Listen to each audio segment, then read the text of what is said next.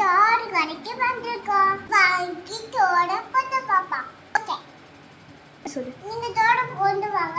தாங்க பத்து பக்கத்துல ஜிமிக்கி ஜிமிக்கி. ஆமா, இது வந்து நீங்க போடுற மாதிரி தான் குட்டி ஜிமிக்கி. இருங்க இந்தாங்க.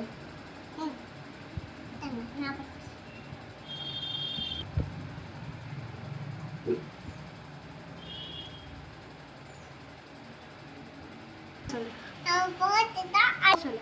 அடுத்து தோட பாப்பா. இதுதான் பெரிய தோடு. இந்தாங்க போட்டு பாருங்க. கைஸ் நம்ம போட்டுட்டா அழகா பாருங்க. தோட தோடி இருக்கு. இந்த பால்ல தொங்குது பாருங்க.